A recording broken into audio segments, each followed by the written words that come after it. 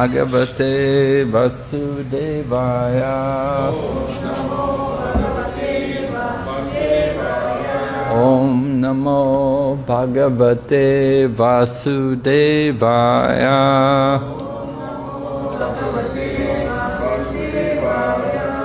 We are reading Srimad Bhagavatam, Canto 6, Chapter 1.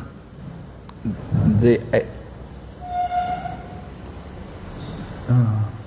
activity, the life of Ajamil, the history of the life of Ajamila. Shri Sukha Uvacha Nachad Ihaiva Pachitim Yatamhasa Kritasya Kuryan Mana Okta Panibi Dhruvam Savai Pratya Narakan Apaiti Ye Kirtita Me Bhavatas Tigmayatana. Shri Sukha Uvacha Nached ihaiva pachitim yatam hasa Nached ihaiva pachitim yatam hasa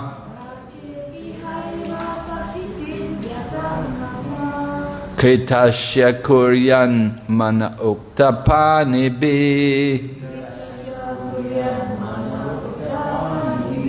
Kritasya kuryan mana uktapanibi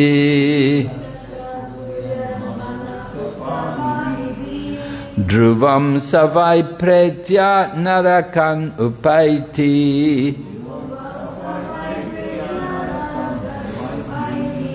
Dhruvam savai pretya narakan upaiti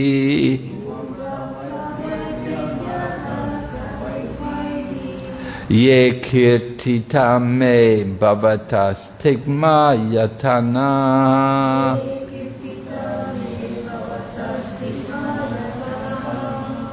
Ye kirtita me bhavata stigma yatana Shri Shuka Uvacha Nached ihaiva pachitim yatam hasa Kritasya kuryan mana uktapanibi Dhruvam savai pretya narakam upaiti Ye kirtita me bhavata stigma yatana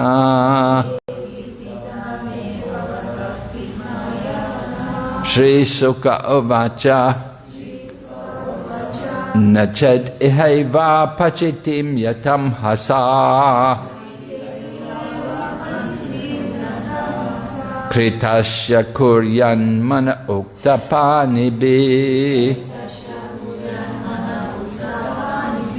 Dhruvam savai pretya narakan upaiti Ye kirtita me bhavata stigma yatana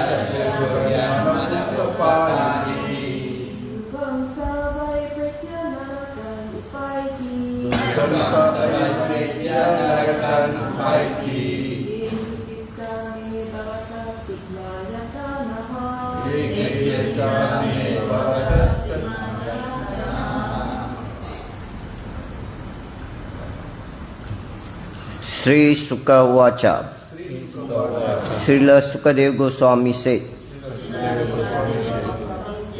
not, chet, if, iha, within this life, eva, certainly. Aparitim, counteraction. Atonement. Yata, rely. Ham hasa kitasya. When one has performed sinful activities. Koryat, performs. Mana, with the mind. Ukta, words. Panivi, and with the senses. Dhruvam, undoubtedly. Sa, the person. Why? Indeed. Pretya, after that. Narakan, different varieties of hellish condition. Upaiti, attains. Ye, which Kirtita were already described. May, by me. Bhavata, unto you. Tikmayatana, in which there is very terrible suffering. Translation purport by Srila Prabhupada ki. Translation, Sukadeva Goswami replied, My dear king, if before one's next death, whatever impious act one has performed in this life with his mind, word and body are not counteracted through proper atonement, according to the description of Manu Samhita and other Dharma Shastras, one will certainly enter the hellish planet after death and undergo terrible suffering, as I have previously described to you. Purport. Srila Vishwanath Chakravarti Thakur mentions that although Maharaj Parikshit was a pure devotee, Sukadeva Goswami did not immediately speak to him about the strength of devotional service. As stated in Bhagavad Gita 14:26, Mam chaya vyabicharena bhakti yogena sevate sagunan samaitiyaitan brahma bhoyaya kalpate. Devotional service is so strong that if one fully surrenders to Krishna and takes fully to his devotional service, the reaction of his sinful life immediately stopped. Elsewhere in the Gita 1866, Lord Krishna urges that one give up all other duties and surrender unto him, and he promises, Aham tuam sarva papyapyam moksha yushyami. I shall free you from all sinful reaction and give you liberation. Therefore, in response to the inquiries of Parikshit Maharaj, Sukadeva Goswami, his guru, could have immediately explained the principle of Bhakti, but to test Parikshit Maharaj's intelligence, he first prescribed atonement according to Karma Kanda, the path of fruitive activities. For Karma Kanda, there are 80 authorized scriptures such as Manu Samhita, which are known as Dharma Shastras. In these scriptures, one is advised to counteract his sinful act by performing other type of fruitive action. This was the path first recommended by Sukadeva Goswami to Maharaj Parikshit, and actually it is the fact that one who does not take to devotional service must follow to the decision of these scriptures by performing pious act to counteract his impious act. This is known as atonement.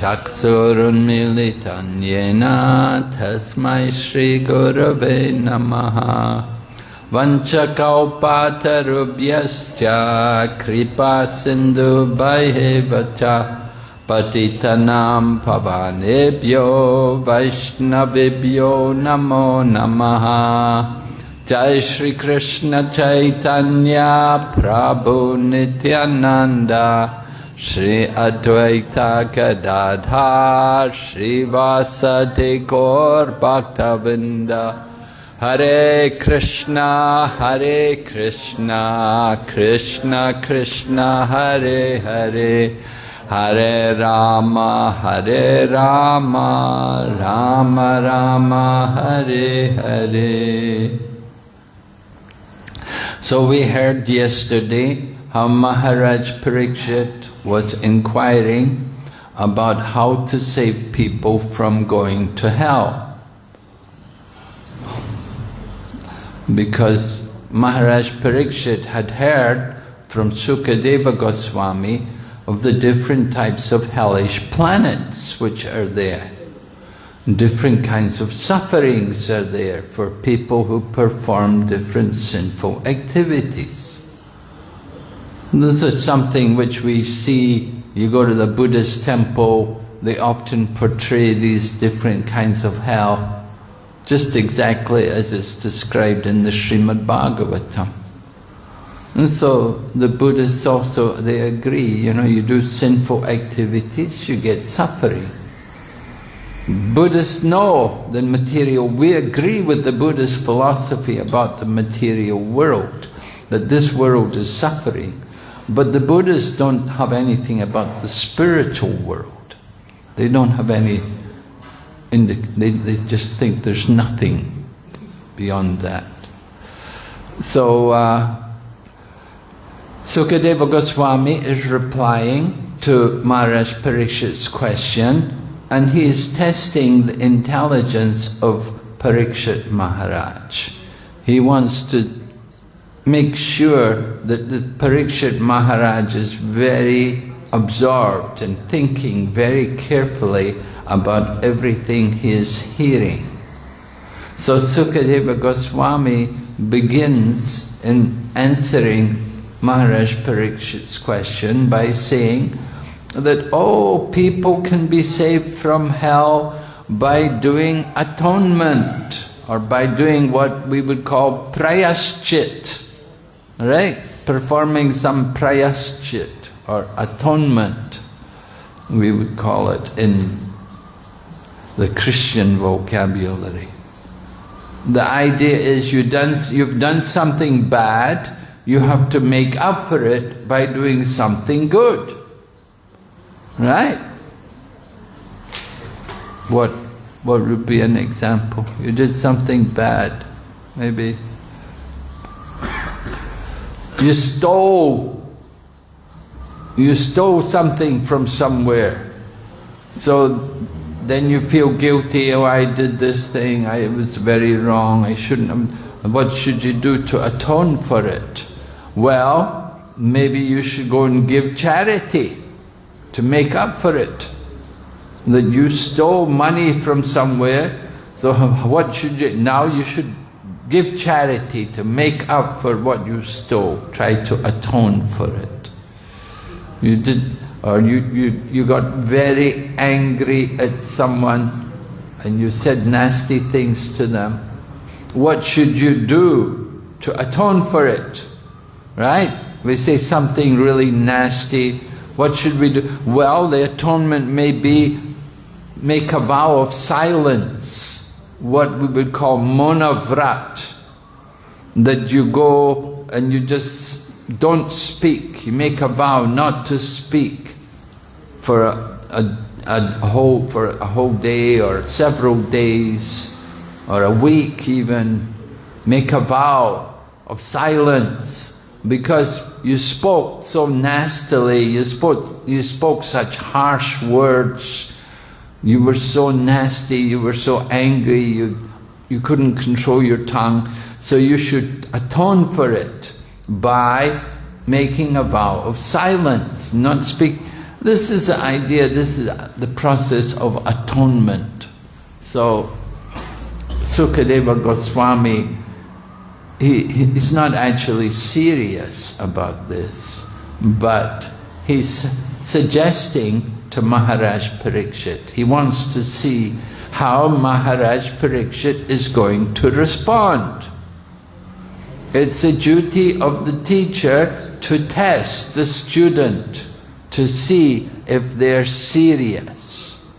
And we see this example in different places, just like Narada Muni tested Dhruva Maharaj. Dhruva Maharaj was only 5 years old, and he was going to the forest to find God, because he heard that he could find God in the forest. And he's looking for God because he wants to get a kingdom greater than the kingdom of his great-grandfather, who happens to be Lord Brahma. So he has a very big demand. So Narada Muni appeared to Dhruva Maharaj when Dhruva Maharaj was on the way into the forest, and Dhruva Maharaj respected Narada Muni, and he's asking Narada Muni, maybe you can help me, I'm going to the forest to find God because I want to get a kingdom. I want him to fulfill my desires. So Narada Muni said to Dhruva Maharaj, he said, oh, you're just a young boy, better you go home and come back when you're grown up. You're just a child now, you're too young. When you're grown up, you'll be more serious and you'll be more qualified. Just don't worry about it, just go home and take it easy and relax. And after some years, when you're grown up and mature, then you come again and try. But Dhruva Maharaj said, no, I'm not going back.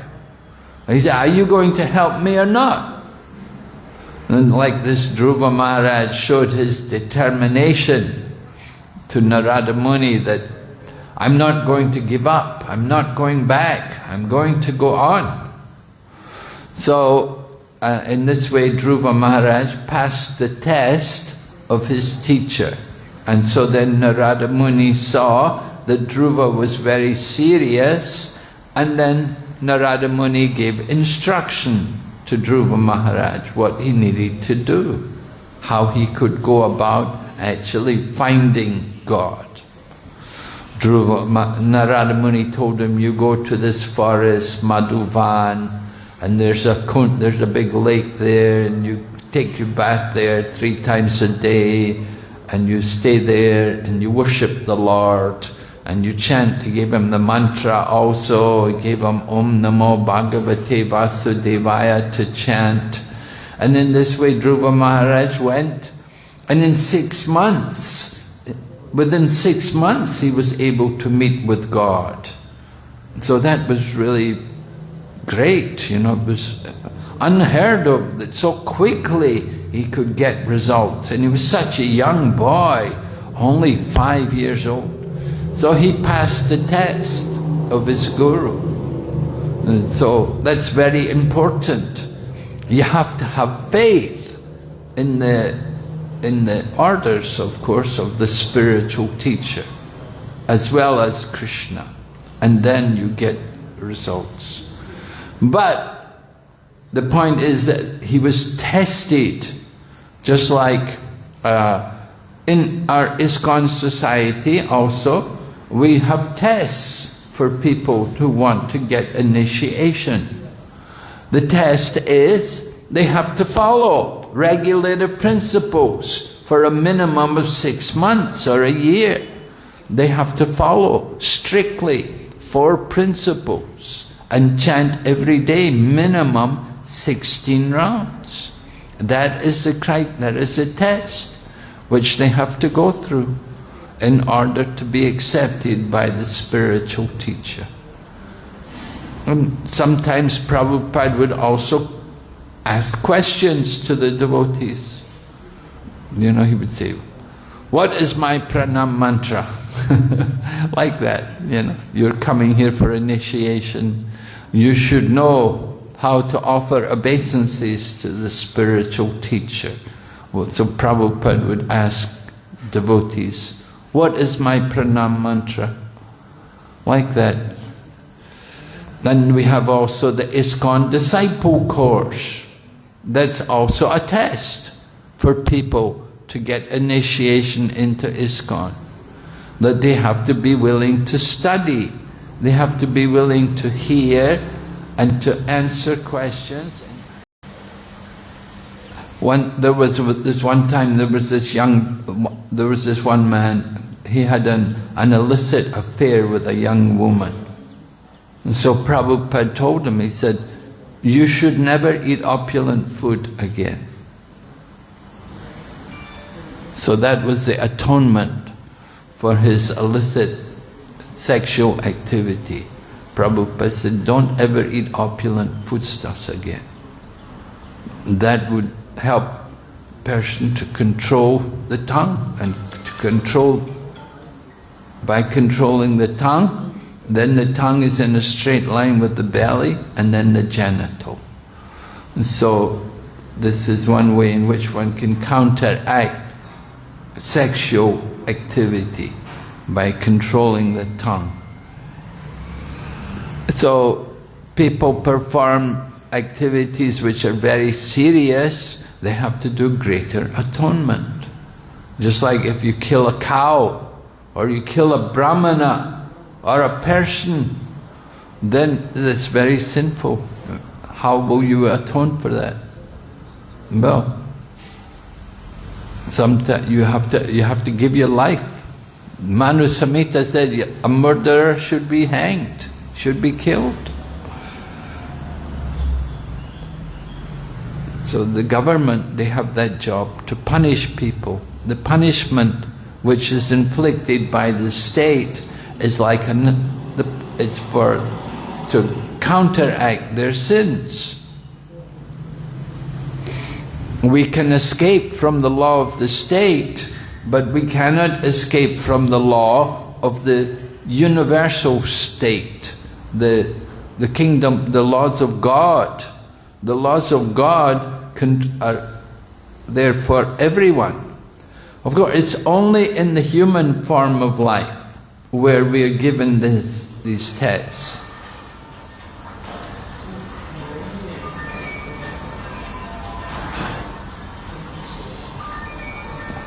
Other living entities, they don't get karma.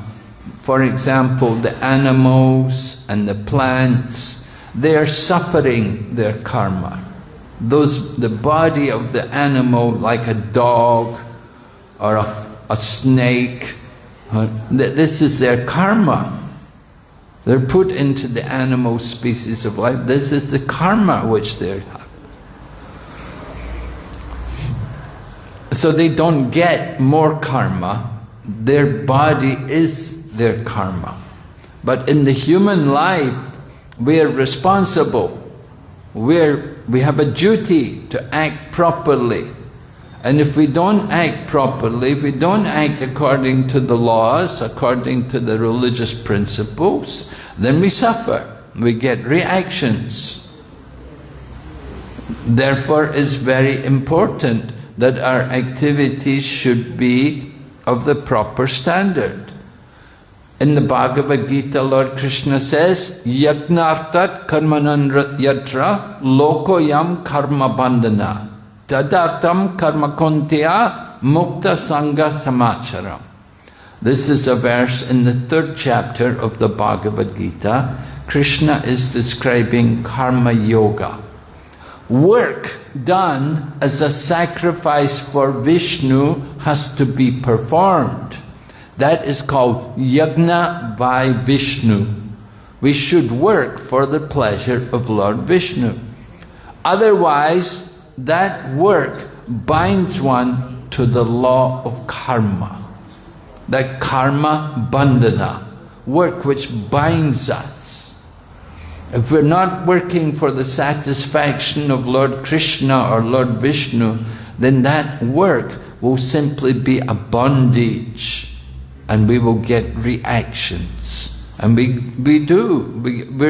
we're suffering at every moment. All the things which we do, if they're not dedicated for the pleasure of the Lord, then they're karma bandhana. They will simply bring reactions on us. And these reactions will, if we act in a pious way, then we get some happiness. You do some good things, you get some good results. You give some charity, it's good for you. Money will come back. They say, you give charity to an ordinary person, it will come back an equal amount. You give charity to a brahmana, will come back more times. And you give for the pure devotee, it will come back many, many hundreds of times. So like this, giving charity is a pious activity, it brings good result. And we go and we like to go and distribute prasadam, giving food to people. That's also a pious activity. For some people, they're simply doing it as material piety.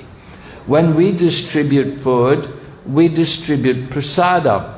So it's devotional service. It's not simply pious activity, it's transcendental. When we are performing work for the satisfaction of Krishna or Vishnu, which is what we do when we go for food distribution or book distribution or any kind of preaching we're not going for our own benefit, we're not going for our own gain, rather we're going for service to Krishna. We want to please Krishna, we want to satisfy him. And so devotional service is akarma, there's no karma. When you act for simply material enjoyment, to bring you material benefits, that is karma. Performing material activities according to scriptures, we want to enjoy the result. That is called karma.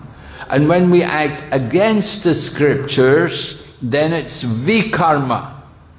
And vikarma binds you to the material world. When we perform vikarmic activities, sinful activities, the result is we take birth in the lower species of life, or we even go to the hellish planets to suffer. Right? For people who are very attached to something, maybe they're very attached to their money and their property, and they never give any charity, they never did any good. So when they die, they're taken to a hell where their bodies are stitched because they're so attached. So they're stitched to they're stitched onto a bed, and the needle and threads are put through the body because they're so attached. So this way they suffer.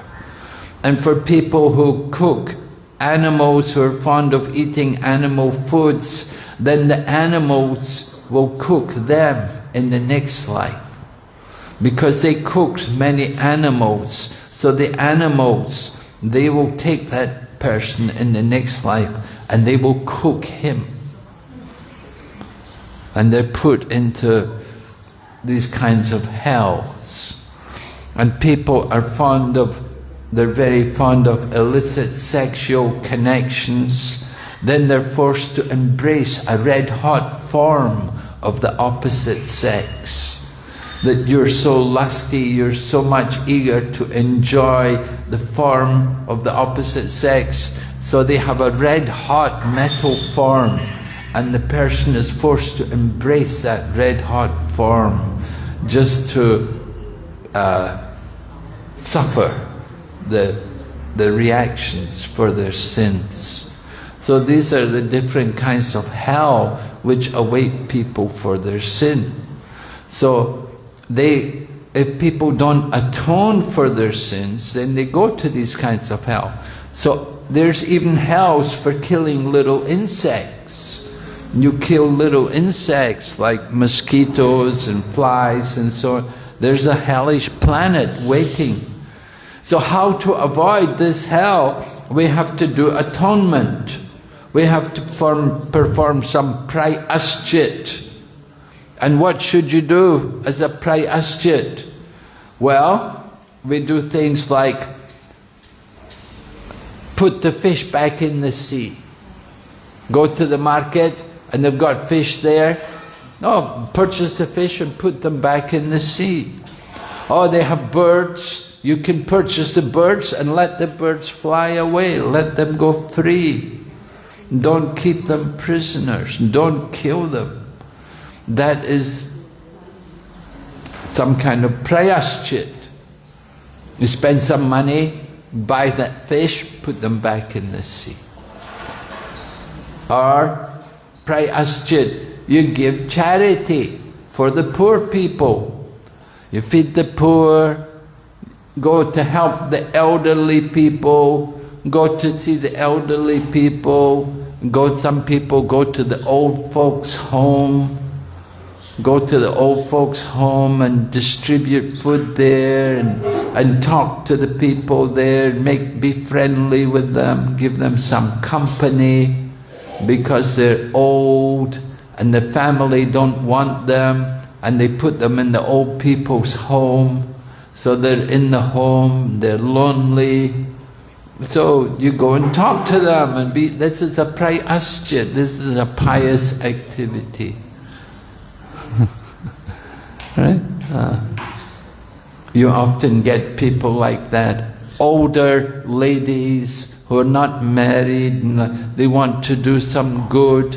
So what do? They go and talk to go to the hospital and see the sick people, maybe take them some packets of biscuits or something, or take them a magazine or some book to read, and just be friendly with them, give them some company.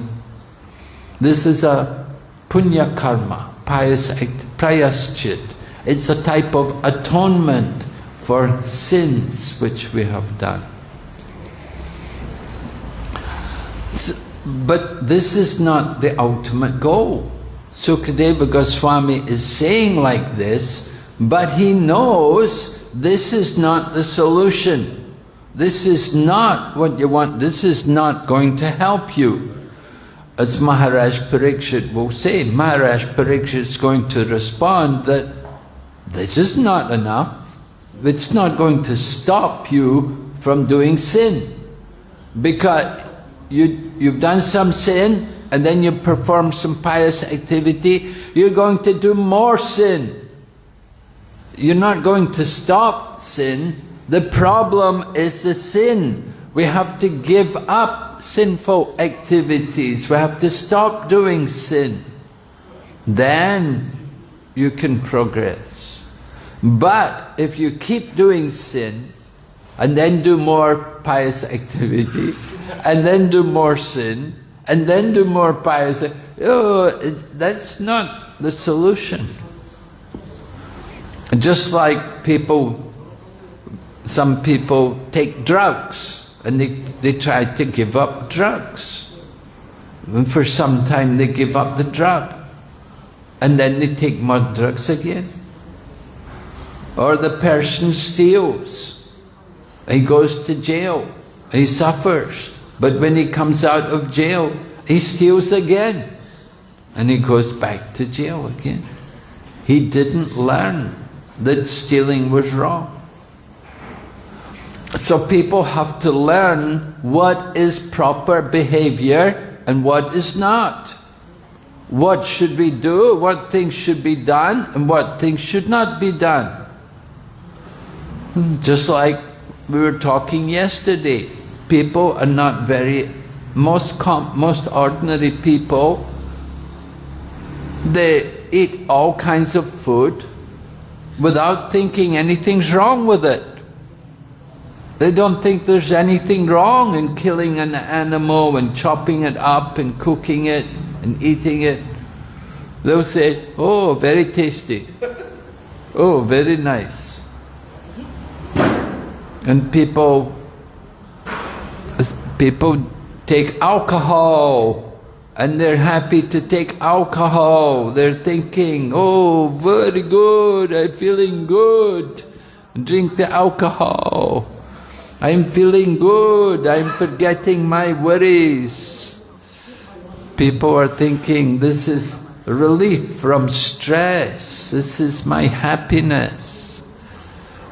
They don't realize it's just another sinful activity. And they will go on suffering. They're bringing themselves more suffering. They're not getting free of suffering, but they think they're getting free of suffering. It's the illusion, the ignorance. They're thinking, I'm happy, I'm drunk, I'm so happy. And next minute they vomit, you know, they throw up, and then they feel, next morning they feel so terrible and headache, they're so ill. So people they don't understand, they're only thinking, be happy now, don't worry about the future, don't think about it. But they don't know how to be happy, this is a problem. They're thinking happiness is there in the drug, happiness is there in the cigarette or in the beer. Happiness is there in the sinful activity? No, it's just simply suffering, more suffering. So we want to stop. What do we need to do to stop the sinful activities? That has to be understood. That will save people from hell. Not just doing atonement, not just doing prayaschit, not just doing pious activities to make up for the sin. That doesn't stop the sin. We have to stop the sinful activity. So no nonsense. Give up all the nonsense activities. Then you can actually be free. Okay, any question? Yes, Shanti Prabhu. Earlier Maharaj was saying about Prabhupada gave instruction to give up last to stop eating opulent food. Could Maharaj please describe what is the examples of opulent food, Maharaj? Well, whatever gives pleasure to your tongue, that is opulent food. For some people, they like very much sweets, you know, enjoy sweet food. Some people like very much fried food, these things. Until you give them some plain boiled food, you know.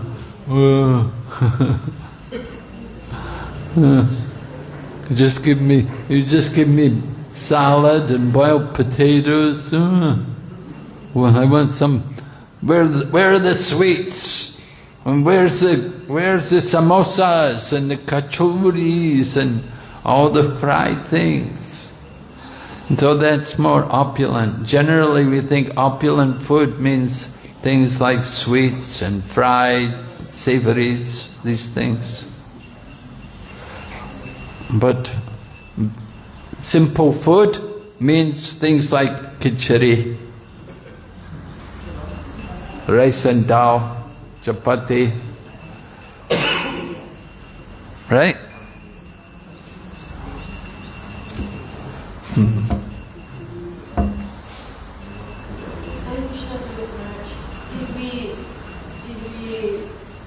If we release the fish to a lake that has crocodile, but it got eaten by the crocodile, it's not my fault, right?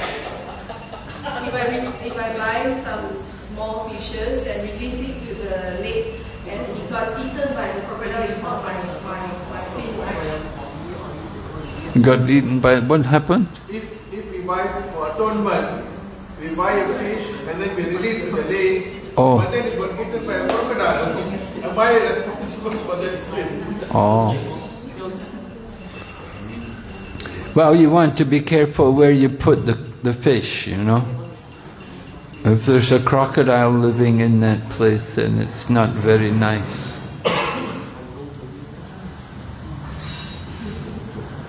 But it's better to offer or feed prasadam to the animals, right? As one of the atonement activities. It's better to offer Feed prasadam to the animals. any kind of prasadam. Fruits prasadam to animals. Yeah, well, animals, I don't know if they, not all animals will eat fruit, but you know, yeah, then you can train, you know, if they're hungry enough, they will eat. Just like the birds, they will eat fruit.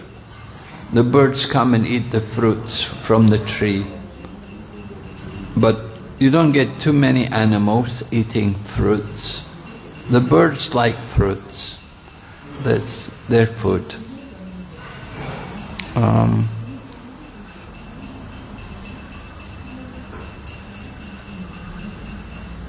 Yeah, you have to, like dogs. Dogs, of course, they like meat. But if they're brought up without meat, then, you know, just like in the Dham, in Mayapur, in Vrindavan, there are dogs. They don't eat meat. They don't get meat there.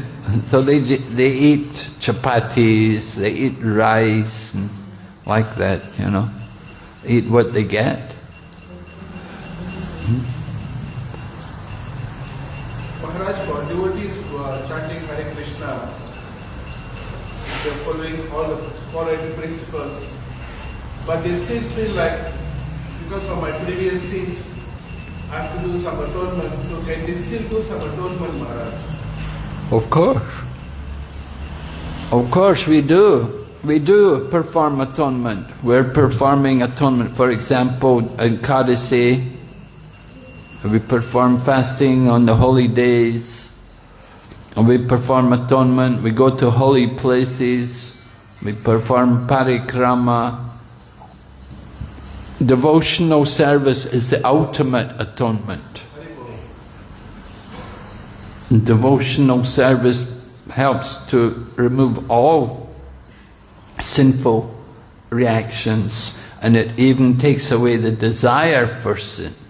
When we perform devotional service in pure consciousness, it will take away even the desire for more sinful activity. So yes, devotional service is the highest atonement.